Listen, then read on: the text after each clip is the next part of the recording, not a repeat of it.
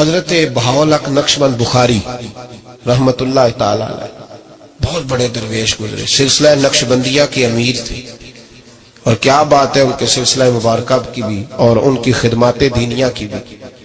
آپ فرماتے ہیں کہ میرے دل میں تڑپ پیدا ہوئی کہ میں کسی شیخ کی نوکری کروں، خواہش پیدا ہوئی، تو میں نے حضرت امیر کلال کا تذکرہ سنا۔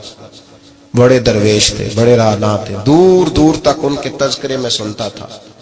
فرماتے ہیں کہ میں ان کے ہاں چلا گیا، جب حضرت اتنا لمبا سفر کر کے حضرت امیر کلال رحمت اللہ تعالی علیہ کی بارگاہ میں پہنچا نا، فرماتے ہیں میں نے عجیب منظر دیکھا۔ حضرت صاحب جن کی میں نے بڑی تعریفیں سنی تھی، بڑی بات سنی تھی، بلے بلے سنی تھی، جب میں پہنچا تو انہوں نے 4-5 لڑکے ساتھ لگائے ہوئے ہیں اور صاحب کشتی کر رہے ہیں، کشتی ہو رہی ہے۔ وہ کہتے ہیں میں نے کہا یہ بھی کوئی صوفی ہے جو کشتیاں کر رہا ہے، یہ بھی کوئی طریقہ ہے؟ ان کو چاہیے تھا بیٹھے ہوتے، حدیث پاک پڑھ رہے ہوتے، ذکر اذکار ہو رہا ہوتا، یہ کشتیاں کر رہے ہیں۔ خیر میں نے کہا سفر بڑا لمبا کیا ہے، اب آ گیا ہوں تو چلو رات تو رہ نہیں ہے، کوئی ہوٹل تو ہے نہیں یہاں وقت گزر سکے۔ حضرت امیر کلال رحمت اللہ تعالی علیہ مجھے ملے، لیکن چونکہ میرے اندر وہ زاویہ نہیں تھا، ٹوٹ چکا تھا۔ وہ ملاقات ہوئی تو میں نے کہا سلام لی، کیسے آئے ہو؟ میں نے کہا زیارت کے لیے آیا تھا۔ کھانا کھلایا، رات مجھے سلا دیا۔ فرماتے صبح رات جب میں سویا تو میں نے عجیب خواب دیکھی کہ میں دلدل میں پھنس گیا ہوں، جتنی باہر نکلنے کی کوشش کرتا ہوں اندر دھستا چلا جاتا ہوں۔ اچانک میری خواب میں حضرت امیر کلال تشریف لائے اور آ کے انہوں نے میرا بازو تھاما، اللہ اکبر کہا اور مجھے باہر نکال دیا۔ فرماتے میں جب اٹھا تو پسینے سے شرابور تھا، حالت میری بڑی عجیب تھی۔ اتنی دیر میں فجر کی اذان ہوئی، نماز پڑھی تو حضرت امیر کلال رحمت اللہ علیہ خود میرے لیے ناشتہ لے کے آئے اور فرماتے میرے آگے ناشتہ رکھ کے کہنے لگے بیٹے اگر ہم کشتی نہ کرتے تو رات تجھے دلدل سے کیسے نکالتے؟ اگر کشتی نہ کرتے تو دلدل سے تجھے کیسے نکالتے؟ پھر فرمانے لگے یہ کشتی میں لوگوں کو اپنا پہلوان ثابت کرنے کے لیے نہیں کر رہا، مجھے پتہ چلا ہے کہ کافر اس علاقے پہ حملہ کرنے والے ہیں، ہم بھی جہاد کی تیاریاں کر رہے ہیں۔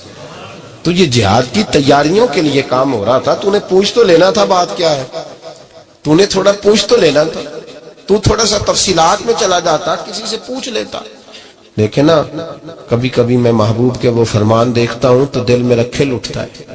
جب محبوب نے کہا تھا تیری نظر بھی دائیں بائیں نہیں اٹھنی چاہیے، نظریں جھکا کے رکھنا، جھکا کے، کانوں سے وہ سننا بس جس کی تجھے ضرورت ہے، اور زبان سے محتاط جملے بولنا۔ جب نظر بری چیز دیکھے گی نہیں، کان سنیں گے نہیں تو دل میں وسوسے آئیں گے نہیں۔ ہمیں تو پہلے دن سے شریعت نے محتاط رہنے کا حکم دیا۔ میرے عزیز دوستو، سلسلہ طریقت کے عزیزوں، میری آپ سے یہ گزارش ہے، سمجھ لیں ایک نئے سرے سے دوبارہ سبق شروع کر رہا ہوں آپ کے۔ آج کا سبق آپ کے لیے یہ ہے کہ زندگی میں کسی بھی مومن صحیح العقیدہ کے بارے میں برا خیال نہ پیدا کریں، بلکہ ہمارے صوفیاء تو فرماتے ہیں کسی بد عمل کو دیکھ کے بھی یہ نہ سوچ کہ یہ بد عمل اور میں نیک ہوں، یہ بڑی بیماری ہے۔ فرماتے ہیں ہو سکتا ہے ایک وقت ایسا ہے تیری توفیق چلی جائے اور اس کو اللہ توبہ کی توفیق دے کے اپنا ولی بنا لے، تو اچھی سوچ رکھ، مثبت رائے قائم کر۔ ٹھیک ہے جو لوگ غلط ہیں تمہیں اگر غلط لگتے ہیں تو کنارہ اختیار کر، لیکن کبھی بھی اور بالخصوص اللہ کے نیک بندوں کے بارے میں، رب کریم کے اولیاء کے بارے میں، دین کے خدام کے بارے میں زندگی میں کبھی منفی نہ سوچیں، کبھی منفی نہ سوچیں۔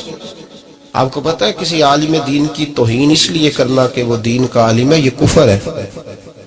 میرے حضرت صاحب ایک جملہ کہا کرتے تھے، ایک شخص نے کہا حضور تہجد کے لیے نہیں اٹھا جاتا، اب تو خیر لوگوں سے فجر کے لیے بھی نہیں نہ اٹھا جاتا، تہجد کے لیے نہیں اٹھا جاتا۔ تو حضرت صاحب فرمانے لگے رات کو اچھی سوچ کے ساتھ سویا کر، اچھی سوچ کے ساتھ سویا کر۔ تو پھر مسکراتے مسکرانے فرمانے لگے محبوب کی سوچوں میں سویا کر، یار کی سوچوں میں سویا کر، تو اسے سوچتا سوچتا سویا کر، صبح خود ہی تجھے بیدار کر لیا کرے، پر اس سے دل لگانا، اسے سوچتا سو، تو کسی اور کو سوچتا کیوں ہے، کسی اور کی طرف تو دیکھتا کیوں ہے؟ تجھے ایک دفعہ حضرت صاحب بیٹھے تھے اور 2-3 مشائخ اور بھی بیٹھے تھے ساتھ ساتھ، تو مجھے ایک دوست نے بعد میں کہا کہ وہ جو تیسرے نمبر پر بزرگ بیٹھے تھے ان کی پگڑی دیکھی تھی؟ میں نے کہا قسم اللہ کی سوائے اسے میں نے دوسرے کسی کو دیکھا ہی نہیں. میں نے دیکھا نہیں, مجھے کیا پتا کسی کی پیلی تھی کہ نیلی تھی, مجھے تو اتنا پتا ہے جسے میں دیکھ رہا تھا. اور ویسے بھی ایک ول پجیاں مینو صدق نہیں تھیندا, اور کدے ول پجاؤں. او بھائی ہم تو ایک کو نہیں راضی کر پائے تو ادھر بھی دیکھ تو ادھر بھی دیکھ, دیکھا ہی نہیں جاتا. سوچوں میں رہیں اور مثبت سوچ رکھیں, ٹھنڈی اچھی خوبصورت. میں سب سے پہلا فائدہ یہ ہے کہ اللہ آپ کو سکون کی دولت عطا فرمائے. لوگوں کے درد کو بھی سمجھ. اولیاء چشت میں جس بزرگ نے اپنے زمانے میں بڑا عروج پایا ان کا نام خواجہ قطب الدین بختیار کاکی ہے. سب بولیے رحمت اللہ تعالی علیہ. خواجہ قطب الدین یہ شہزادے تھے اور مرید ہوئے تو خواجہ معین الدین صاحب کے ساتھ ہی آ گئے دلی میں. خواجہ معین الدین صاحب کی بھی کیا بات, عطائے رسول ہند الولی, اور ان کے مرید تھے بابا فرید الدین گنج شکر رحمت اللہ علیہ. اور مجھے اللہ جانتا ہے مجھے عشق کی حد تک پیار ہے بابا فرید صاحب سے, بڑا میرا درد ان کے ساتھ. اور میں جتنا اس صوفی کو پڑھتا ہوں کم ہی لوگوں کو میں نے پڑھا ہے. حضرت بابا فرید کے پیر اور خواجہ معین الدین صاحب کے خلیفہ کیا نام ہے, خواجہ قطب الدین. مکتب میں پڑھنے گئے نا پہلے دن, 4 سال کی عمر تھی تو قاری صاحب نے الف با تا سا پڑھایا تو انہوں نے 15 سپارے قرآن پاک کے سنا دیے. تو کہنے لگے بیٹا تجھے کیسے آئے؟ کہنے لگے میری اماں 15 سپاروں کی حافظ ہے, وہ سارا دن قرآن پڑھتی رہتی تھی, مجھے سن سن کے یاد ہو گیا ہے. یہ بالا نگالا یاد ہو سکتی ہیں تو قرآن پاک بھی یاد. اللہ خیر کرے, شرط یہ ہے کہ ہم گھر میں قرآن پڑھیں, بچوں کو سن سن کے بھی یاد ہو ہی جاتا ہے. خواجہ قطب الدین اتنا عروج پایا اس شیخ کامل نے کہ وقت کا بادشاہ بھی مرید ہو گیا. سلطان شمس الدین التمش مرید تھا, دلی کا بادشاہ بھی مرید تھا, اجمیر کا بادشاہ خواجہ معین الدین صاحب کا مرید نہیں ہوا. نہ پاک پتن کا بادشاہ بابا فرید کا مرید ہوا, لیکن خواجہ قطب صاحب کو اللہ نے یہ عظمت بھی دی. یہ شان ہے نا, اگرچہ صدقہ سارا خواجہ معین الدین کے قدموں کا ہی تھا, لیکن دلی کا بادشاہ مرید ہوا, اور اتنا اعلیٰ مرید ہوا کہ جب خواجہ قطب الدین صاحب کا وصال ہوا تو 3 شرطیں لگائی تھی. فرمایا میرا جنازہ وہ پڑھائے, جب سے توبہ کی ہے پھر اس کا سینے بد حرام کے لیے نہ کھلا ہو, اور جب سے توبہ کیا پھر لقمہ حرام اس کے گلے سے نہ گزرا ہو, اور جب سے توبہ کیا پھر کبھی نماز تہجد بھی قضا. بڑے بڑے صوفی میری طرح کے گردن جھکا کے کھڑے ہو گئے. 7ویں صف سے دلی کا بادشاہ نکل آیا, کہنے لگا پیرا ساری زندگی میں نے پردہ داری سے عبادت کی تھی, تو جاتی دفعہ مجھے بے نقاب کر گیا ہے. اتنا بڑا انہوں نے شخص تھا. اور حال یہ تھا, لوگ کہتے ہیں کہ فلانا آدمی امیر آدمی ہے تو حضرت صاحب کا تعلق پیر صاحب کا تعلق زیادہ ہے, تو اس کی عمارت نہ دیکھ, کبھی کبھی اس کی پرہیزگاری بھی دیکھ, اس کی خدمت گزاری بھی دیکھ. خواجہ قطب الدین صاحب پہ بھی الزام لگتے رہے. ایک الزام یہ بھی لگا کہ قریب چلے گئے. ہوا کیا, جب بادشاہ مرید ہوا تو کہنے لگا حضرت جی میں نے بادشاہی نہیں کرنی, میں نے اب خانقاہ میں رہنا ہے. تو فرمایا بیٹا تو چھوڑ دے گا تو کوئی ظالم بیٹھ جائے گا. تو حضور پھر کیا حکم ہے؟ فرمانے لگے تو نے کرنی ہے. تو کہا حضور آپ وہ کہاں ہوتے ہیں, میں کہاں ہوتا ہوں, ڈیلی نہیں لگتا. تو آپ فرمانے لگے میں ڈیرا اٹھا کے تیرے قریب لے آتا ہوں. خواجہ صاحب 1 کلومیٹر کے فاصلے پر ڈیرا اٹھا کے لے آئے. فرمانے لگے میں تیری تربیت کرتا رہوں گا, تو مخلوق کا بھلا کرتے رہنا. صلی اللہ علیہ, تو حضور کی امت کا اللہ وہ قریب. اس وقت بھی لوگوں نے بڑی باتیں کی کہ دیکھو جی بادشاہ تھا نا تو پیر صاحب بھی نیڑے آ گئے. لوگ دیکھتے نہیں کہ اصل بات کیا ہے. خیر وقت گزر گیا, بادشاہی مرید ہو گیا, تو پھر دلی سارے میں اسلام, اتنا عدل انصاف, ہندوؤں کو بات پسند نہ آئی. انہوں نے کچھ مسلمان خرید لیے. سلطان شمس الدین التمش بیٹھا ہے دربار میں, جا گئے نا آپ لوگ, سب کہیے صلی اللہ علیہ. بڑی غور سے سننے والی بات. ایک دن سلطان شمس الدین تمش دربار میں بیٹھا ہے, قاضی عدالت بھی بیٹھے ہیں, مقدمات سنے جا رہے ہیں. باہر سے رونے کی آواز آنے لگی, چیخنے چلانے کی. بی بی بیان کر رہی, کیا ہو گیا کیا ہو گیا. وہ ٹال لگے ہوتے تھے بادشاہوں کے, وہ بجنے لگے, زور ہونے لگا. بادشاہ نے کہا اس فریادی کو جلدی بلاؤ. وہ اندر عورت آئی تو چیخ چیخ کے رو رو کے اس نے اپنے کپڑے پھاڑ پھاڑ کے, برا حال, 2 مہینے کا بچہ लोग उसकी आहोजारी पर उसकी तरफ मुतवज्जह, बीबी क्या हुआ, पानी पिलाओ बिठाओ, ये क्या हो गया?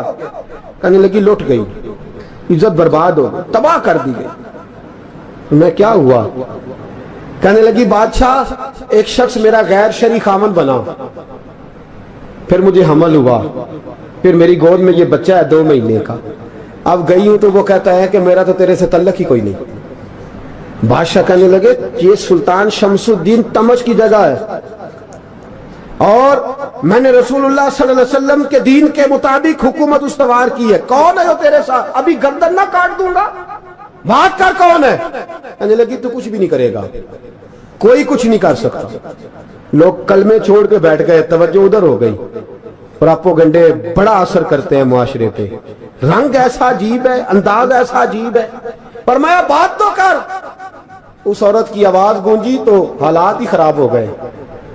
कहने लगी बादशाह हौसला पैदा कर सुनने का तू बात कर। कहने लगी मेरे गोद में जो बच्चा है ये कुतुबुद्दीन बख्तियार काकी का है, ये तेरे पीर की नाजायज औलाद है। उठाओ, प्रोफेसर सलीम चिश्ती ने पीएचडी की है, वो लिख रहे हैं इस वाक़े, तेरे पीर का नाजायज बच्चा है। हाथ कांपने लगे बादशाह के। कहने लगे या अल्लाह कभी तू कयामत बर्पा कर दे तो मामला ठीक हो जाए, मैं तेरी जुबान खींच दूंगा तेरी घर। तूने बात कैसे की? कहने लगी मैंने कहा था ना तेरे अंदर हौसला नहीं, मेरी इज्जत तार तार हो गई और तू पीर बचा रहा है। अल्लाहु अकबर। सुल्तान शमसुद्दीन तमश आसमान की तरफ देख के कहने लगे मौला मुझ मुजरिम को जिसकी बरकत से उठा के तूने मस्जिद में पहुंचाया, आज मुझे तूने किस इम्तिहान में डाल दिया? ये क्या रंग तूने जिंदगी का बनाया है? कहने लगी बुला उसे, उड़ाव गर्दन। अल्लाहु अकबर। ख्वाजा कुतुबुद्दीन बख्तियार काकी, जरा उस जगह पे अपने आप को खड़ा करके देख मेरे दोस्त। जो शख्स दिल्ली के बाजार में निकले तो दुकानें बंद हो जाएं, औरतें घरों में घुस जाएं, जिसके नाम पर चर्चे हों दीन के, वो शख्स लाठी टिकाता टिकाता उर्स मनाने आसान है, ढोल ढमक्के करके घरों को जाना आसान है, पर जरा इनकी राहों का मुसाफिर तो बन इन्होंने अंदाज क्या इख्तियार किया। हजरत ख्वाजा कुतुबुद्दीन बख्तियार काकी, खबर फैल गई। इतनी शोहरत पाकीज़गी की नहीं हुई थी जितनी इस जुर्म की हुई। लाठी टिकाते टिकाते जब पहुंचे ना बादशाह के दरबार में, बादशाह उठने लगा, काजी उठने लगा, लोग उठने लगे, तो कुतुबुद्दीन बख्तियार काकी की आंखों में आंसू आए। मानने लगे बेटो बैठ जाओ, आज मैं पीर बन के नहीं आया, मैं मुजरम बन के आया। और कहा मेरे मालिक का इंसाफ भी देखो, दिल्ली का पीर आज दिल्ली की अदालत में अपने ना करदा जुर्म की सफाई देने आया है। बड़ी लाठी पे टेक लगाई। दिल्ली की गलियां भी रोती हैं कि ये क्या रंग, अल्लाह ये तेरा क्या रंग है? ये ते मैं गुड्डी ते हथ डोर सजन दे, ओ जिंज रखे उंज रहना, वाजिब नहीं जे विच शरीयत, मंदा खसम नू कहना ए तन मेरा कंगी होवे। मैं जुल्फ सजन दी वावां, ओश मेरे दी जुत्ती बन जाए, मैं यार दी कदमी आवां। मारो मारो मैनू मार मुकाओ, कोई यूजर न पेश ले आवां, जे सोना ही मेरे दुख विच राजी, जे सोना ही मेरे दुख विच राज, ते मैं सुख नू चुल्हे डावां। पर यार फरीदा कदी मिल पे सोना, यार फरीदा जे कदी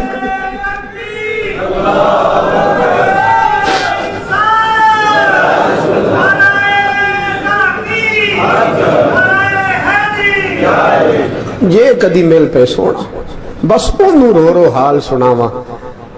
टेक लगाई है। कहने लगे बीबी बोल दे गवाही। कहने लगे बीबी रब जानता है, रब का रसूल जानता है, पर मैं तुझे नहीं जानता, तू कौन है? कहने लगी अच्छा, वो लोगों को भेज के तहज्जुद के बहाने पिछले दरवाजे मुझे अंदर बुलाना, रब तेरा भूल जाना। फिर रोने लगी, फिर मकर करने लगी। मुझे बताइए ऐसा कोई मुकदमा हो तो लोग क्या कहते हैं? यकदम हालात बदलते हैं कि नहीं बदलते? दिल्ली का माहौल ही बदल गया, सारा रंग ही बदल गया। औरत तो हिंदू थी, उसने तो झूठ मूठ के कलमे भी पढ़ रखे। अल्लाहु अकबर।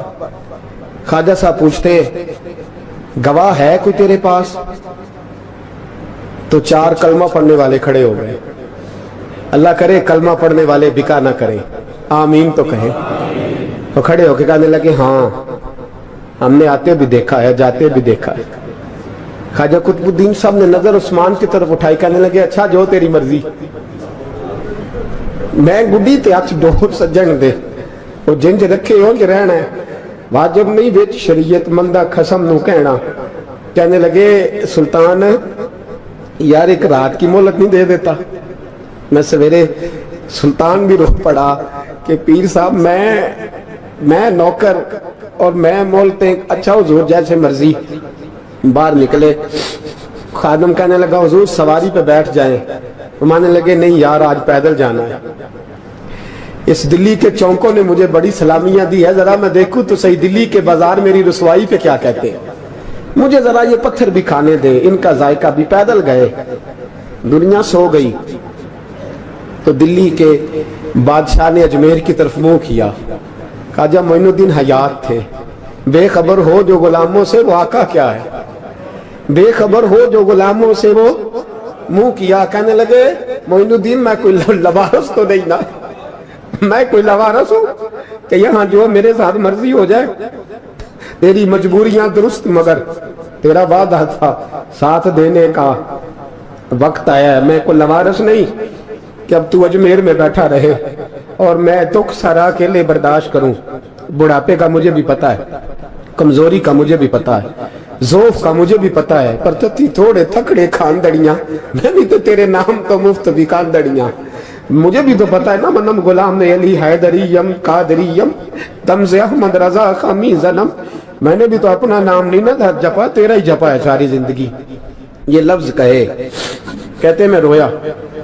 आंख लगी तो हजरत ख्वाजा मोइनुद्दीन साहब ख्वाब में मिले। कहने लगे कुतुबुद्दीन मेरा इंतजार करना, मैं पहुंच रहा हूं।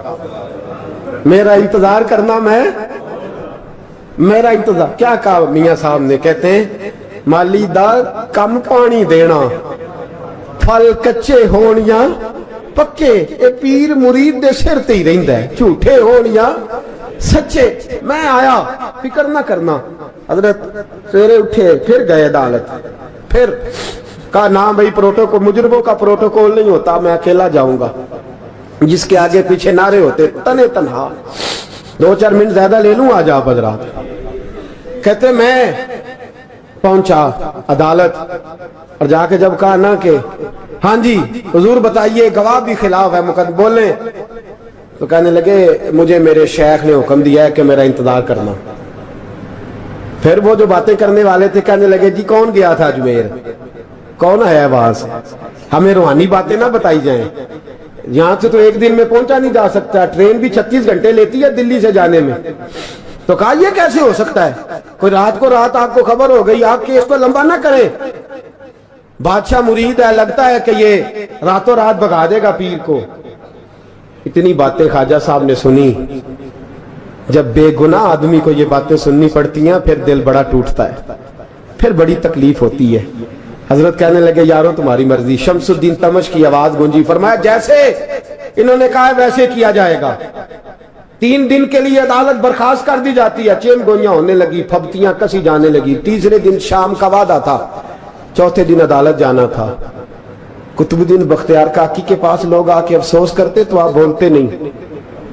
यहां तो लोग सफाइयां देते बोलते नहीं। फरमाते यार मैं गुड्डी ते हथ डोर सजन दे, ओ जिंज रखे मैं उंज ही रहना है, जैसे उसकी मर्जी वैसे। जेड़ियां गुड्डियां आप ही उड्डियां हो ना चढ़न उचाइयां, ओही गुड्डियां उच्चियां उड्डियां जेड़ियां साइयां आप चढ़ाइयां। फरमाया ठीक है जैसे वो रखे मैं राजी हूं।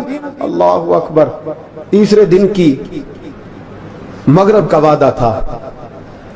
जब मगरब का सूरज डूब गया ना, बड़े काफले अजमेर से आए पर मोइनुद्दीन ना आया। वादा किया था यार ने आऊंगा दिन ढले। वो ख्वाजा गुलाम फरीद साहब रहमतुल्लाह ताला अलैह फरमाया करते थे ना, कब्बा खाने लगा आंखें तो कहने लगे कागा ये तन सारा ही खाइयो, मेरा चुन चुन खाइयो मास, मेरे 2 नैन ना खाइयो, मैनू पिया मिलन दी आस। ने कहा सारा खा जा, आंखें छोड़ दे। उसने कहा था मैं आऊंगा, इंतजार लंबा हो गया है पर मेरी उम्मीद तो नहीं ना टूटी। मगरब की अजान हुई तो लोग कहने लगे लो जी अब बस हो गई।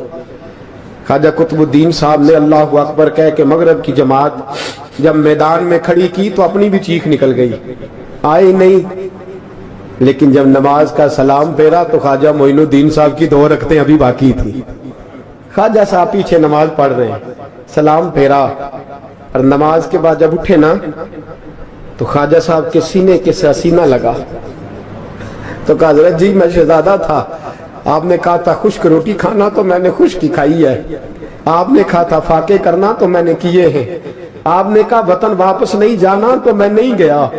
حضور اس امتحان کا آپ نے بتایا ہی نہیں تھا کہ مجھے بتا جاتے, اب اس سفید داڑھی سے میں جواب دیتا پھروں. خواجہ معین الدین صاحب نے جھٹکا, پیچھے ہٹ, تو زیادہ عزت والا ہے کہ یوسف زیادہ عزت والا تھا؟ تو زیادہ مقام والا ہے کہ عائشہ زیادہ مقام والی تھی؟ چپ کر, یہ کوئی صوفیاء کا طریقہ ہے؟ چپ کر. عرض کی حضور غلطی ہو گئی, میں پہلے نہیں رویا, تو ملا ہے تو رویا ہو. میں پہلے نہیں تڑپا, میں نے شکوا نہیں, تو ملا ہے. اپنا ہی کو ملے تو دکھ یاد آتے ہیں نا. فرمایا چپ کر, جا سلطان سے کہہ دے سویرے نماز کے بعد عدالت لگا دے. سویرے جب عدالت لگی نا تو خواجہ معین الدین صاحب بازو پکڑا خواجہ قطب صاحب کا, نکلے تو دیکھا لائنیں لگی ہیں, مجمع لگا ہے, آنکھوں میں آنسو آ گئے. کہا حضور آپ کیوں روتے ہیں؟ فرمایا میرا دل تھا لوگ میرے کتب کی شان دیکھنے آئے, یہ کتنے بدبخت ہیں, میرے کتب کی رسوائی دیکھنے آئے. کتنے نالائق ہیں, رسوائی دیکھنے اتنے آئے ہیں, شان دیکھنے آتے ہی نہیں. اللہ اکبر. جب میدان لگا خواجہ صاحب پہنچے, عورت کو کہنے لگی اللہ سے ڈر جا, وقت تھوڑا ہے, تو مر جائے گی. کہنے لگی مجھے داستانیں نہ سنائیں. قاضی صاحب سے کہنے لگے قاضی صاحب آپ حقیقت حال سے آگاہ ہیں, خیال کریں. کہنے لگے خواجہ صاحب دلیلیں نہ دیں, گواہ لائیں, واز نہ کریں. خواجہ صاحب رحمت اللہ علیہ کہنے لگے گواہوں کو بلاؤ. گواہ آئے تو خواجہ معین الدین صاحب نے نظر, تم ہو میرے کتب پر, میرے کتب کے جرم کے گواہ. ان کی زبانیں کانپنے لگی, ہاتھ کانپنے لگے, میں بولتے کیوں نہیں؟ جب ان کی نظریں جھکی تو بادشاہ کہنے لگا اگر اب تم نے گواہی نہ دی تو تمہیں میں مجرم بنا کے 80 کوڑے ماروں گا. کہنے لگا جی دیکھا ہے, جی دیکھا ہے ہم نے تہجد کے وقت. جب سب گواہیاں پوری ہو گئی, عورت بھی تڑپ رہی ہے, رو رہی ہے, 2 مہینے کا بچہ گود میں ہے. اب بولیے بولیے, علماء ظواہر بھی کھڑے ہیں, حسد کرنے والے جلنے والے بھی کھڑے ہیں, ہندو تو ویسے ہی تالیاں بجا رہے ہیں. اجمیر کا بوڑھا, اور یہ آخری پھیرا تھا خواجہ معین الدین کا دلی میں. اس کے بعد ظاہراً دوبارہ نہیں آئے, اٹھے لاٹھی ٹکاتے ٹکاتے اور میدان کے اندر جا کے نا, بڑے میدان میں مجمع تھا, سر سجدے میں رکھا. کہنے لگے یا اللہ میں ہندوستان مرضی سے نہیں آیا, تیرے رسول کا بھیجا آیا. پھر اٹھے اور کہنے لگے مولا تیرے نبی کا فرمان ہے کہ میری امت کے علماء بنی اسرائیل کے نبیوں کی طرح ہوں گے. اگر یوسف کے لیے بچہ بول سکتا ہے تو میرے کتب کے لیے بھی بولنا چاہیے. اگر یوسف علیہ السلام کے لیے بول سکتا ہے تو میرا قطب الدین بھی سچا ہے. اس کے لیے پھر اٹھے, اس بی بی کی طرف بڑھے. لوگ کہنے لگے نہ جانے اب کیا ہوگا. جب اجمیر کے بادشاہ نے, عطا رسول نے, ہند الولی نے, امام الاولیاء نے کپڑا کھینچا اور کہنے لگے وہ بچے تو جانتا ہے نا تیرا باپ کون ہے, 2 مہینے کا بچہ. جب نانا بولا تو بی بی کہنے لگی اب کیا کر رہے ہو, بچے بھی کبھی بولے ہیں. میں بی بی چپ کر, ان اللہ علی کل شیء قدیر, میں کمزور رب کا ماننے والا نہیں, قدرتوں والے رب کا ماننے والا ہوں. وہ چاہے تو بچے بھی بولتے ہیں. قرآن کہتا ہے حضرت عیسیٰ بولے تھے انی عبداللہ آتانی الکتاب. مریم بھی تو ولی اللہ تھی, وہ نبی تو نہیں تھی. اگر ولی اللہ بنی اسرائیل کا ہو بچہ بول سکتا ہے, تو اگر ولی اللہ محمد عربی کی امت کا ہو تو بچہ پھر بھی بول سکتا ہے. یوں کپڑا ہٹایا, بچہ بول. 2 مہینے کا بچہ ماں کی گود میں اٹھ کے بیٹھ گیا اور بچہ بول کے کہنے لگا السلام علیکم یا ولی اللہ. جب یہ لفظ ادا کیے تو نعرے لگنے لگے, لوگ رونے لگے. بی بی بے ہوش ہو کے گری اور ماننے لگے مجھے سلام نہ کر, میرے کتب کی بات بتا. کہنے لگا قسم ہے اللہ کی عزت کی, وہ سامنے مجمع جو سردار بیٹھا ہے وہ میرا باپ ہے.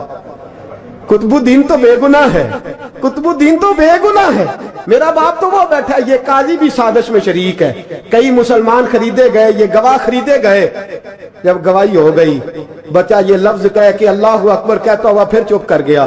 ख्वाजा कुतुबुद्दीन साहब का बाजू पकड़ा, ख्वाजा मोइनुद्दीन साहब ने मजमे से बाहर निकले।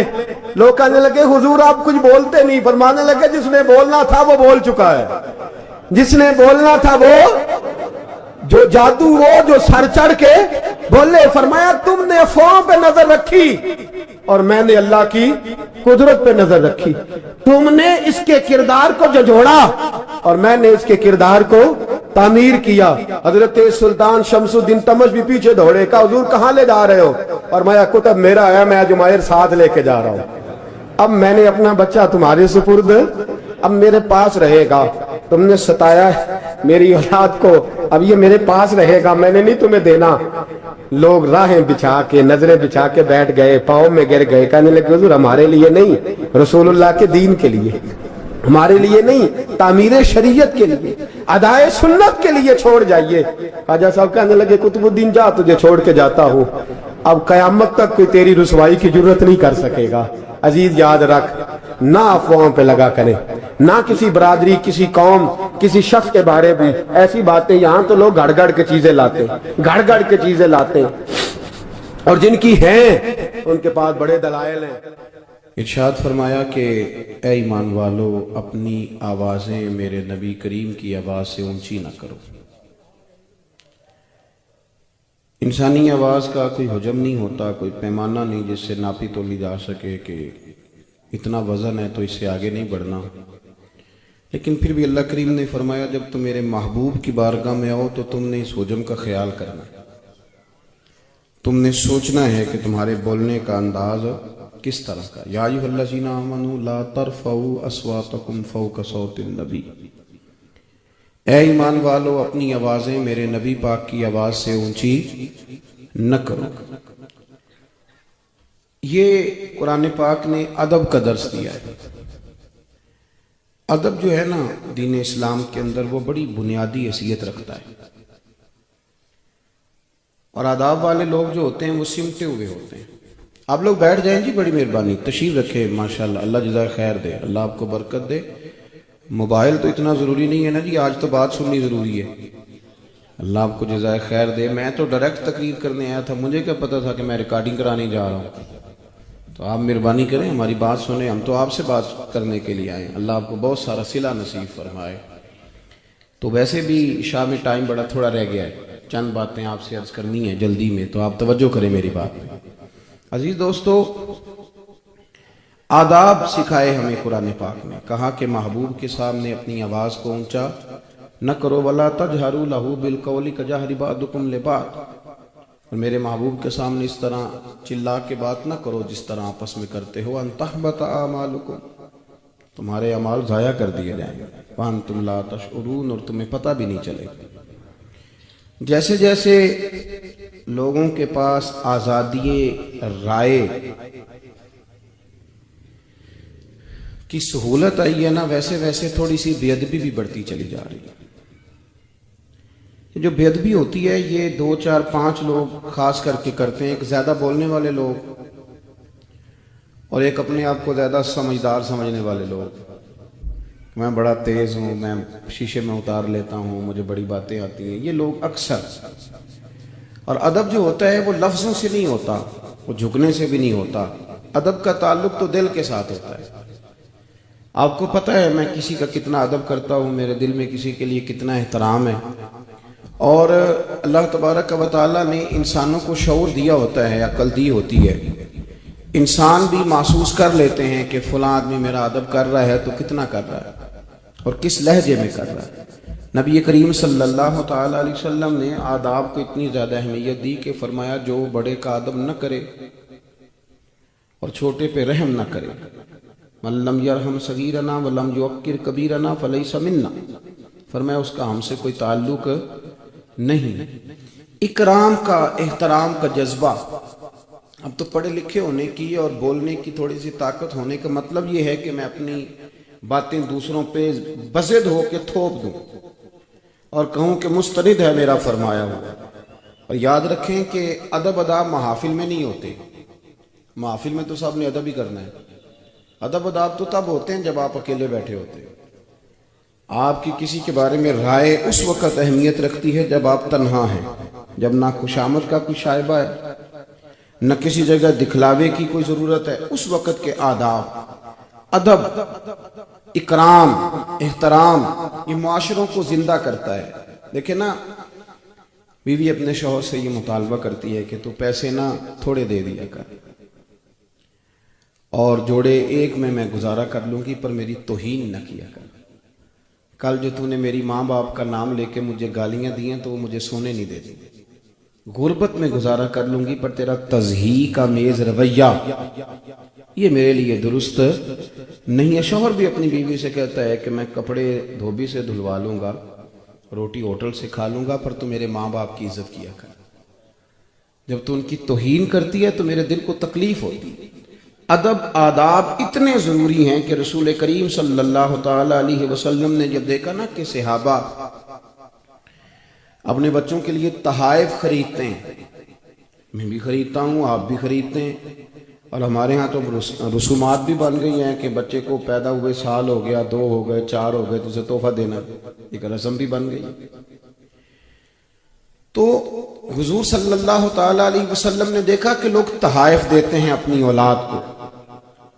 تو یہ جملہ ہمیشہ یاد رکھیے گا جو ہمیں ہمارے پیارے محبوب علیہ السلام نے دیا. کریم رسول علیہ السلام فرمانے لگے، کسی باپ کا اپنی اولاد کے لیے سب سے بہترین تحفہ یہ ہے کہ اسے اچھا ادب سکھا دے. بہترین تحفہ ہے. اگر بچہ آداب سیکھ گیا، بچہ بے ادب ہو نا، وہ زبان کا سخت ہو، تیز ہو، بدتمیز ہو، کسی کے ساتھ گزارا نہیں کر سکتا، اپنے بہن بھائیوں کے ساتھ بھی نہیں کر سکتا، اپنے بال بچوں کے ساتھ بھی نہیں کر سکتا. اچھے آداب سے اگر تم روشناس کرانے میں کامیاب ہو گئے، تمہاری تعلیم اور تلقین اور تربیت اگر اسے آداب پہ لے آئی. ہمارے ہاں بہت سارے آداب سکھانے والے بھی اللہ ماشاءاللہ ایسے ہیں جو کہتے ہیں ادب ضرور کرنا پر صرف میرا کرنا. یہ بہت سارے ادب سکھانے والے اب ادب اس طرح سکھاتے ہیں کہ ادب کرنا پر صرف، تو وہ آپ کا بھی نہیں کرے گا، ہو ہی نہیں سکتا. اس لیے کہ ادب جب آپ نے کہا نا صرف میرا کرنا، تو پھر وہ شخصیت پرستی ہے، پھر وہ ادب نہیں ہے. اگر آپ نے اسے ادب سکھایا، اگر وہ ادب والا ہے تو پھر ادب کرنا اس کا مزاج ہے، پھر ادب کرنا اس شخص کا اخلاق ہے، تو وہ سب کا ادب کرے گا. رسول کائنات صلی اللہ علیہ وسلم کی خدمت عالی مرتبت میں ایک شخص حاضر ہوا. صاحب تفسیر روح البیان علامہ اسماعیل حقی رحمۃ اللہ نے اس کو لکھا ہے. وہ آیا اور آ کے عرض کرنے لگا، یا رسول اللہ صلی اللہ علیہ وسلم، میں بہت سارے کام کرتا ہوں، ان میں برکت نہیں ہوتی. یہ نوجوان ذرا میری بات پہ توجہ کریں، یہ اکثر نوجوانوں کی شکایت. حضور میں بہت سارے کام کرتا ہوں پر کسی کام میں برکت نہیں ہوتی، کوئی کام بھی میرا آگے نہیں جاتا، وہیں پہ رک جاتا ہے. پتہ ہے کیا خوبصورت جملے ارشاد فرمائے میرے کریم محبوب علیہ السلام. حضور فرمانے لگے، کہیں ایسا تو نہیں کہ جب تو چلتا ہے تو سفید داڑھی والے لوگوں کے آگے آگے چلتا ہے؟ کہیں تو بوڑھوں کو پشت تو نہیں کرتا؟ جو نوجوان بوڑھوں کو پشت کرے اس کے رزق سے برکت اٹھ جاتی.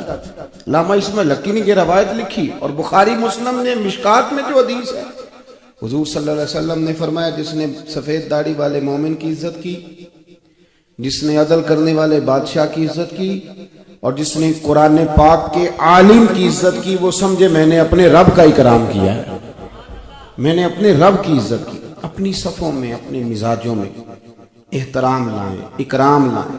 اور یہ بات یاد رکھیں کہ جب آپ کسی کا احترام کر رہے ہوتے ہیں تو پھر آپ کو تعارف نہیں کرانا پڑتا کہ میں فلاں بن فلاں بڑے آدمی کا بیٹا ہوں، فلاں شخصیت کا شاگرد ہوں، وہ حضرت شیخ کا میں مرید ہوں، پھر کہنا نہیں پڑتا.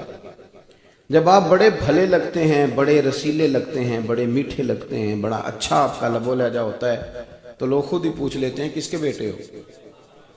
میری بات کی سمجھ آ رہی ہے آپ حضرات؟ ہاں نہ تو کرے نا یار بھائی. اسی وقت لوگ پوچھ لیتے ہیں کس کے شاگرد ہو، کہاں مرید ہو. شرط یہ ہے کہ آپ کا لب و لہجہ سنورا ہوا، آپ جب بات کر رہے ہوں، آپ جب کسی کے ساتھ تعلقات نبھا رہے ہوں تو چیزیں بتلائیں کہ آپ بادب آدمی، آپ اکرام والے. آج دن ہے جناب ابو بکر صدیق کا. امام ابو نعیم نے حلیہ میں لکھا ہے کہ حضرت ابو دردہ رضی اللہ تعالیٰ عنہ کہتے ہیں، مجھے ایک دن حضور نے طلب کیا، میں حاضر بارگاہ ہوا، تو میں نے نا سرکار دو عالم علیہ السلام کے چہرہ نور پر تھوڑی ناراضگی دیکھی. میں بڑا پریشان ہوا، یا رسول اللہ آپ ناراض ہیں؟ فرمایا ہاں، کہتے میرے پیروں تلے زمین نکل گئی کہ اللہ کے رسول مجھ سے ناراض ہیں۔ میں نے کہا یا رسول اللہ صلی اللہ علیہ وسلم مجھ سے کیا غلطی ہوئی؟ تو حضور فرمانے لگے ابو درداء آج تم گلی میں چل رہے تھے؟ یا رسول اللہ چل رہا تھا۔ فرمایا ابو بکر صدیق بھی تھے؟ حضور وہ بھی تھے۔ فرمایا تم نے خیال ہی نہیں کیا میرے ابو بکر کے آگے آگے چل رہے تھے؟ ابو بکر کے آگے آگے چل رہے تھے۔ فرمایا ابو درداء سنو، نہ کسی پر سورج طلوع ہوا نہ غروب ہوا جو صدیق اکبر سے افضل۔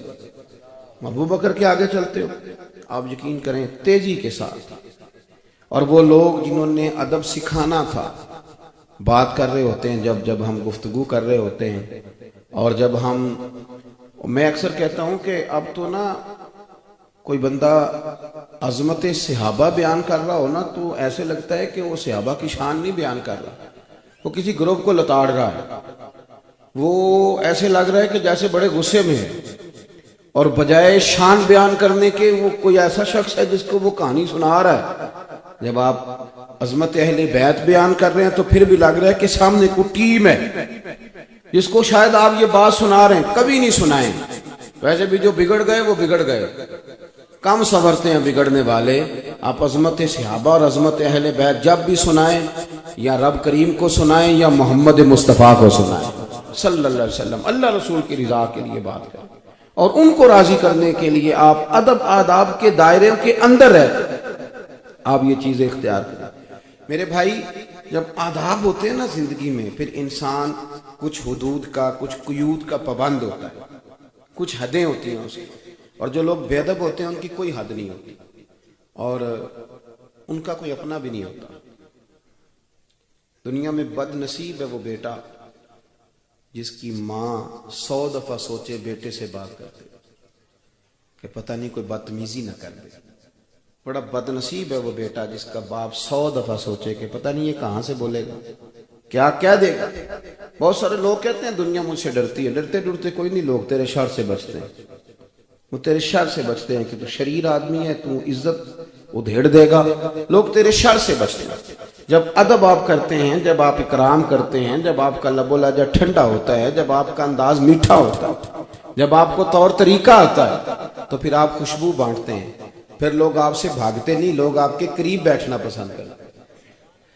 یہ آیت کریمہ جب نازل ہوئی نا تو ایک صحابی تھے، یہ آیت یا ایھا الذین آمنوا لا ترفعوا اصواتکم، یہ آیت جب نازل ہوئی تو ایک صحابی تھے حضرت ثابت بن قیس رضی اللہ تعالیٰ، ان شکل سماعت کا عارضہ تھا، یعنی اونچا سنتے تھے، کانوں میں تکلیف تھی، تھوڑے سے بہرے تھے، اونچا سنتے تھے۔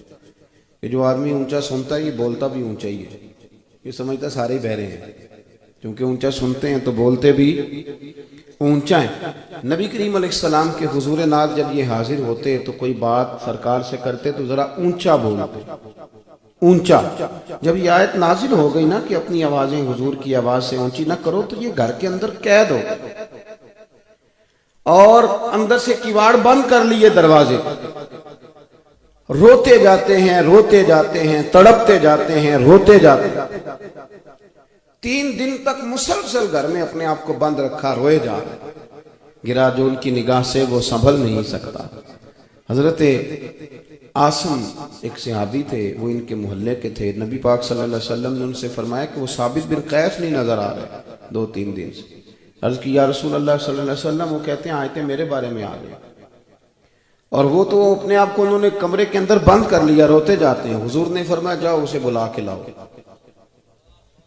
کسی نے کان میں جا کے کہا کہ چل تجھے اللہ کے رسول نے بلایا ہے، یعنی حضور نے بلایا ہے، یعنی سرکار نے۔ جے محبوب بلاوے ایک دم تے سر نو پیر بنائیے، وہ سر منگے تے سر دے دئیے، کدے بھی دیر نہ لائیے، تے یار دا کدے بھی گلا نہ کریے، پاواں سیک دے ہی مر جائیے، سجنا یہاں تے لائیے نہ، تے جے لائیے تے توڑ نہیں بھائی۔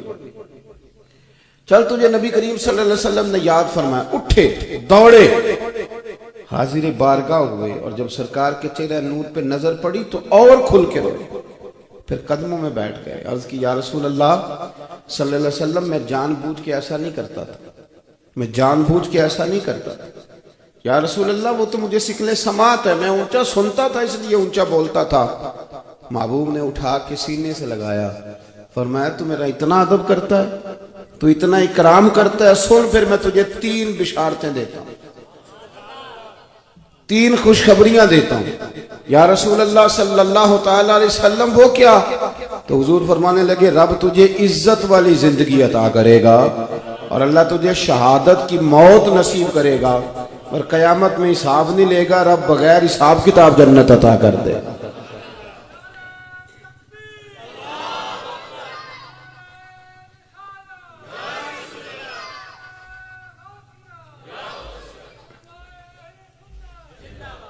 تین بشارتیں سرکار نے عطا فرمائیں، 3 بشارت، اس بنیاد پر کہ وہ ادب کرتے، وہ اکرام کرتے۔ صحابہ جب حضور کی بارگاہ میں حاضر ہوتے تھے نا تو اپنی انگلیوں کے پوروں سے دروازے پہ دستک دیتے تھے، اتنی ہلکی سی کہ بس کانوں تک آواز چلی جائے۔ کوئی سخت انداز اختیار ہمارے ہاں نا، غلطی سے کوئی بندہ کسی وقت مجبور ہو فون نہ اٹھائے تو لوگ اس کو کرتے رہتے ہیں۔ دروازہ کتنی دفعہ کھٹکھٹانے کا حکم ہے جی؟ اگر کسی نے نہ کھولا تو احتجاج کرنا چاہیے کہ چپ کر کے آنا چاہیے جی؟ میرا خیال ہے وہاں دھرنا دے دینا چاہیے کہ اب تم نے دروازہ ہی نہیں کھولا، ماں بدولت آئے تھے، دروازہ ہی نہیں کھولا۔ ایک بڑے ہمارے دوست ہیں، پیارے، محبت ہے، تو وہ فون کیے جا رہے تھے، اچھا میرا یہ مسئلہ بن گیا کہ میں نماز پڑھ رہا تھا اور فون مجھ سے کھلا رہ گیا۔ اب آپ کو بتائیں اگر مولوی صاحب سارے جہان کا کھلا رہ جائے تو خیر ہے، مولوی صاحب کا نہیں رہنا چاہیے، بہت بڑا بھوچال آ جاتا ہے۔ اب وہ کھلا رہ گیا، اب وہ بجائے جا رہے ہیں۔ چلیں 10-11 کالیں ہو گئی، نماز مکمل کر کے میں نے سمجھا کوئی ایمرجنسی بھی تو ہو جاتی ہے، میں نے کہا خیریت ہے؟ کہنے لگے ایک مسئلہ پوچھنا تھا، بڑی دیر سے فون کر رہا ہوں، الٹا ناراض ہونے لگے۔ میں نے کہا خدا کے بندے، ناراض میں نے ہونا ہے کہ آپ نے ہونا ہے؟ اب بات کو سمجھے، کئی دفعہ آپ چھوڑ دیں میسج کسی کو، لمبا چھوڑ دیں، تھوڑا چیزوں کو سمجھیں، سختی نہیں لائیں طبیعتوں کے اندر، آپ لوگوں کو آسانی دیں۔ ہمارے مزاجوں کے اندر اس قدر زیادہ وہ آزمائش آتی جا رہی ہے کہ ہم اس کو سمجھتے نہیں۔ تو آداب کا جو خاص دین نے ہمیں طریقہ بتلایا، اس سے ہم ہٹتے جا رہے ہیں۔ جب ہم ادب کرتے ہیں، جب ہم اکرام کرتے ہیں، جب ہم ایک دوسرے کے لیے بازو پھیلاتے ہیں، پھر معاشرے کے اندر خوشبو پیدا ہوتی ہے، پھر اس کے اندر حسن پیدا ہوتا ہے، پھر اس کے اندر اکرام پیدا ہوتا ہے۔ لیکن جب ہم بے ادبیاں کرنے لگتے ہیں، بس چونکہ میں نے کہہ دیا ہے، چونکہ میں کہہ رہا ہوں، چونکہ میری باری ہے، اب تو آپ یقین کریں وہ بات ہو رہی ہوتی ہے نا جی، تو بہت سارے لوگوں نے ایک جملہ بنا لیا فٹافٹ، کہتے ہیں میں آپ کی بات کاٹنے لگا ہوں، معاف کرنا، اور یہ کہہ کے بات شروع کر دیتے ہیں۔ تو میں کہتا ہوں پہلے پوچھ تو لو معاف کیا بھی ہے کہ نہیں۔ آپ نے فٹافٹ بات کے اندر گھس کے کہا بات کاٹ رہا ہوں، معاف، تو پہلے پوچھ لے کہ معاف کیا گیا کہ نہیں کیا گیا۔ آپ یہ معافی لے رہے ہیں کہ آپ بندوق کے زور پہ معافی لیں گے؟ فٹافٹ گھسے معاف کرنا جی، اور کہانی شروع کر دی۔ اور میں نے کہا بھئی آپ نے ساری سٹوری سنا لیا، پر میں نے معاف کوئی نہیں کیا، معافی تو میں دوں گا تو آپ کو ملے گی۔ کبھی بھی سوء ادب نہ کریں، آداب، اکرام۔ اور صحابہ اتنی شان والے لوگ تھے، نبی پاک صلی اللہ علیہ وسلم نے جو آداب انہیں بتائے بھی نہیں تھے، انہیں سمجھ آ گئی تھی کہ یہ بھی ادب ہے، تو وہ والا ادب بھی کرتے تھے۔ ہمارے ہاں تو لوگ جان چھڑاتے ہیں، وہ کہتے ہیں کہ نہیں انہوں نے یہ بھی تو فرمایا نا، فلانے نے یہ بھی تو کہا ہے نا، جان چھڑاتے ہیں۔ اور میں اکثر کہتا ہوں کہ پڑھے لکھے آدمی سے چونکہ ادب ہو نہیں پاتا، چودھری سے چونکہ ادب ہو نہیں پاتا، چونکہ وہ ہماری انا ہمیں ادب کرنے دیتی نہیں۔ اب ہم بہانے لگاتے ہیں کہ کوئی بندہ اچھا رہا ہی نہیں، ہم ادب کریں کس کا؟ چونکہ ہماری انا ہمیں ادب کرنے نہیں دیتی، تو ہم اس پر بنیاد بنا کے کہتے ہیں کس کا کریں دی ادب، وہ بندہ ٹھیک ہے ہی نہیں۔ سنیں، حضرت اسلم بن شریک رضی اللہ تعالیٰ عنہ ایک صحابی تھے، ان کے ذمہ میں یہ کام تھا کہ نبی پاک صلی اللہ علیہ وسلم کے گھوڑے پہ کجاوا باندھنا۔ وہ رات کو حاضر بارگاہ ہوتے تو عرض کرتے یا رسول اللہ صلی اللہ علیہ وسلم صبح کہیں جانا تو نہیں؟ حضور فرماتے جانا ہے۔ وہ ٹائم پوچھ لیتے اور اس سے پہلے پہلے آ کے گھوڑے پہ کجاوا باندھ دیتے۔ ایک دن رات کو عرض کرنے لگے یا رسول اللہ صلی اللہ علیہ وسلم صبح کہیں جانا ہے؟ تو محبوب نے فرمایا فجر کی نماز کے فوراً بعد جاؤں گا۔ سرکار نے نماز پڑھائی، تکمیل نماز پر حضور باہر تشریف لائے تو گھوڑے پر واقعی کجاوا بندہ تھا۔ سرکار تشریف فرما ہوئے اور کریم رسول صلی اللہ علیہ وسلم تشریف لے گئے۔ حضور جب واپس آئے تو فرمایا اسلم بن شریک کو بلاؤ، وہ حاضر خدمت ہوئے۔ ایسی بات کی اللہ کے محبوب نے کہ وہ رونے لگے۔ حضور فرمانے لگے یار آج کجاوا تم نے نہیں باندھا، تو رو پڑے، کہنے لگے محبوبہ میرا باندھنا اتنا قبول ہے کہ آپ کو یہ بھی پتہ ہے کہ یہ طریقہ اس کا نہیں، اتنی قبولیت میری کہ آپ یہاں تک خیال فرماتے ہیں، یہ اس کا سٹائل نہیں۔ فرمایا تم نے نہیں باندھا۔ اب جو صحابی نے جواب دیا وہ نہ کسی آیت میں آیا نہ سرکار نے کہیں بیان کیا، لیکن ان کا جواب سنے، عرض کرنے لگا یا رسول اللہ صلی اللہ علیہ وسلم صبح جب میں نماز کے لیے اٹھا تو مجھ پر غسل فرض تھا، اب اگر میں غسل کرتا تھا تو مجھے تکلیف بھی ہوتی تھی ٹھنڈے پانی سے، اور آپ کا حکم ماننے میں دیر بھی ہوتی تھی، یہ بھی بے ادبی ہے، اور یا رسول اللہ میرا ادب مجھے اجازت نہیں دیتا تھا کہ میں بغیر غسل کے آپ کے گھوڑے کو بھی ہاتھ لگاؤں۔ آپ ذرا اندازہ کریں کہ یہاں تک اتر کے اب تو کوئی نہیں بچا ہمارے ہاتھوں سے، معاذ اللہ، اولیاء کیا، صوفیاء کیا، صحابہ اور اہل بیت، اتنی لمبی زبانیں کھول کے لوگ باتیں کرتے اور کچھ حیا نہیں کرتے، کچھ نہیں سوچتے کہ کس کی بات کر رہے ہیں۔ میں تو آپ یقین کریں کبھی کبھی غصہ آتا ہے، بندہ بات کر رہا ہو نا جی وہ فلاں آدمی نے، میں نے کہا تیری اوقات ہے، تجھے پتہ ہے تو کس کی بات کر رہا ہے؟ تیری زبان اس قابل ہے تو ان کا نام لے تذکرہ کرے، شرم نہیں آتی لوگوں کو؟ اور اتنے بڑے لوگوں کے بارے میں تو جناب ابو بکر کے بارے میں بات کرتا ہے، حضرت عمر کے بارے میں بات کرتا ہے، تو اس عثمان کے بارے میں بات کرتا ہے جنہیں میرے نبی پاک نے فرمایا تھا میری 40 بیٹیاں بھی ہوتی ہیں ایک کے بعد انتقال کرتی رہتی میں ساری عثمان غنی کو دے دے۔ تو سیدہ فاطمہ الزہرا کا تذکرہ کر رہا ہے تو دوڑ کے ادھر چلا جاتا ہے، بھاگ کے ادھر آ جاتا ہے۔ کیا تماشا بنایا ہوا، یہ انداز ہے، یہ آداب ہے، یہ سکھایا گیا ہمیں۔ یہ نوجوان محفل میں آئے ہیں، ورنہ ہماری اہل سنت کی محفل میں لوگ ننگے سر نہیں آیا کرتے، یہ ہمارا سٹیٹس ہی نہیں تھا، یہ ہمارا مزاج ہی نہیں تھا، ہماری محفل کے اندر یہ طریقہ نہیں ہوتا۔ اور یہ آپ نے ناراض نہیں ہونا، مجھے بلایا جو ہے آپ نے اب تقریر کے لیے تو میں نے کرنی تو ہے نا۔ ہماری محفلوں میں کوئی طریقہ نہیں تھا کہ کوئی شخص آئے تو پھر اس کے پاس موبائل ہو اور وہ محفل سے زیادہ وہ اپنی سیلفی پہ توجہ دے، یہ سٹیٹس ہی نہیں تھا۔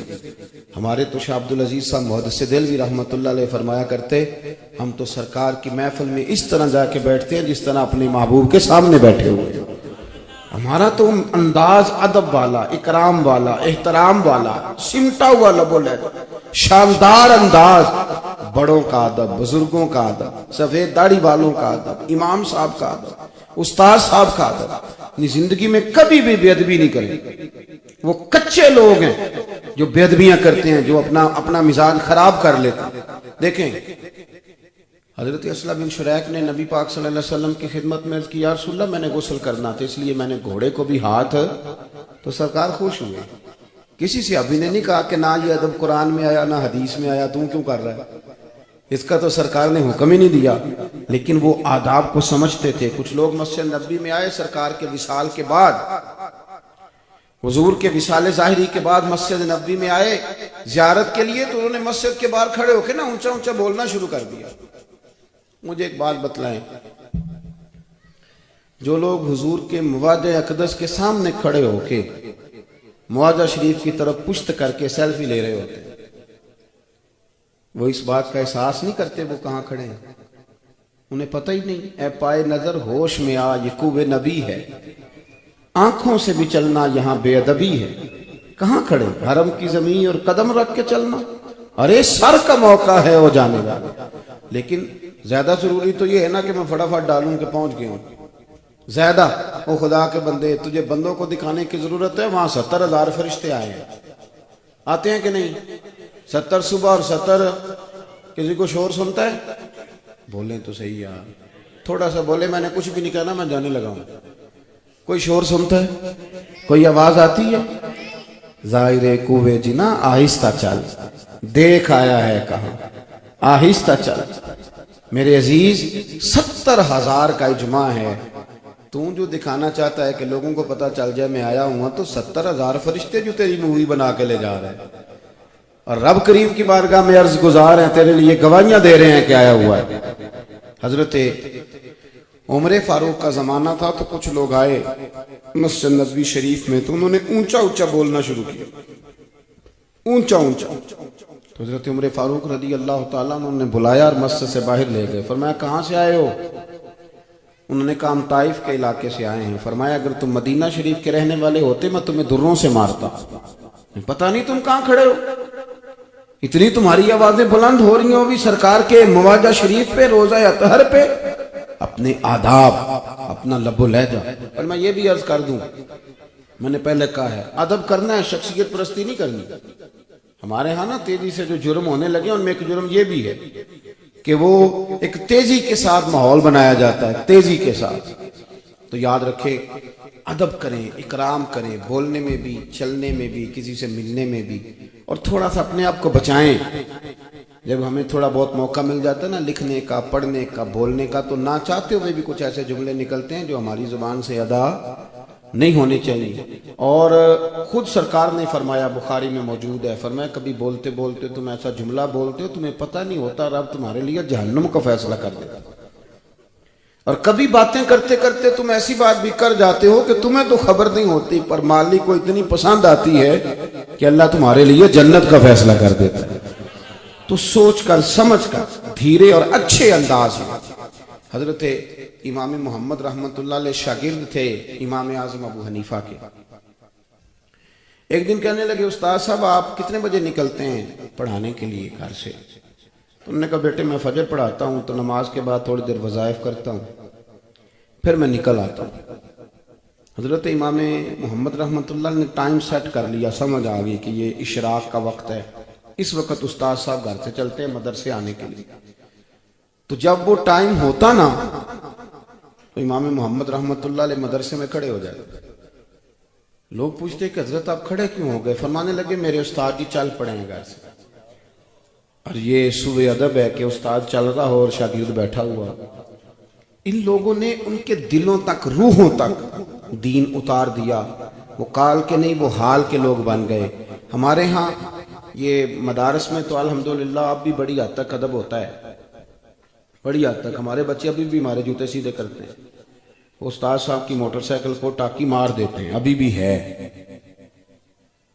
لیکن کالج اور یونیورسٹی کے استاد کی بڑی بری حالت ہے. بچے پوچھتے ہیں کہ اسلامیہ تعالیٰ ہے، انگریزی والا ہے، یہ پوچھتے ہیں. اور پھر اگر وہ کسی وجہ سے ٹیوشن والا کچھ دیر سے آتا ہے تو ہم بچے کو خود کہتے ہیں کہ آنا نہیں اس نے، وہ 5,000 روپیہ نہیں لیتا. بھئی وہ استاد ہے، لیکن آپ کیا ٹرین کر رہے ہیں بچے کو کہ وہ 5,000 کا ملازم ہے؟ تو بچہ بھی سمجھتا ہے کہ آنا پڑے گا استاد جی کو، پتہ نہیں میرا ابا 5,000 روپیہ پورا دیتا ہے گن کے. تو یہ ہم معاشرے کے اندر ایک تعفن آج تیزی سے بڑھتا ہوا محسوس کر رہے ہیں. ہمارے منہ میں زبان ہے تو ہم چاہتے ہیں کہ اب یہ چلتی رہے، کسی کا خیال نہ کرے، کسی کا پاس نہ کرے، کسی کا لحاظ نہ کرے.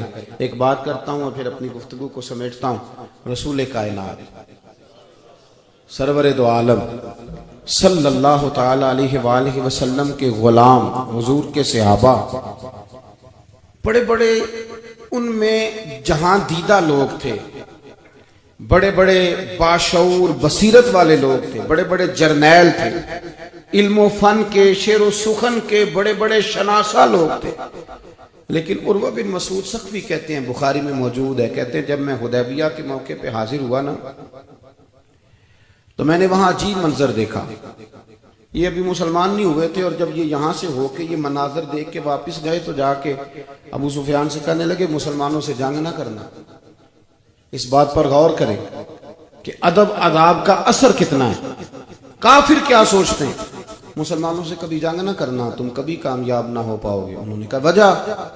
کہنے لگے میں نے بڑے بڑے دربار دیکھے ہیں، میں ان درباروں میں بھی گیا ہوں جن کا بادشاہ سجدے کراتا ہے اور اس کے دربار میں جانے کا قانون ہے کہ پہلے سجدہ کرنا پڑتا ہے، معاذ اللہ.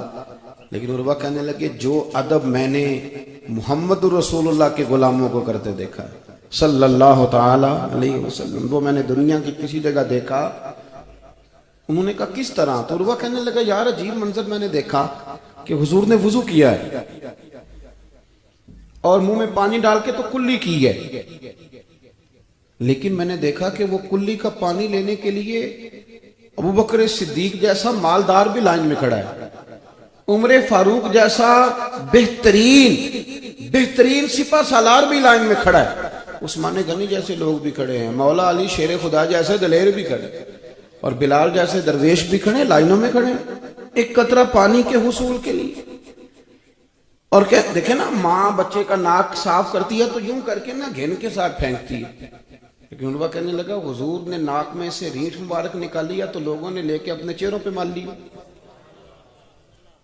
اور بچا ہوا پانی لوگوں نے نیچے ہاتھ کیے ہوئے ہیں کہ وہ قطرے ہمارے ہاتھوں پہ گرے، اور جس کو وہ قطرہ نہیں ملتا وہ جس کو ملتا اس کے ہاتھ سے اپنا ہاتھ مس کر رہا۔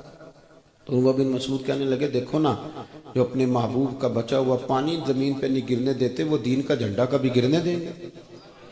وہ کبھی گرنے دیں گے؟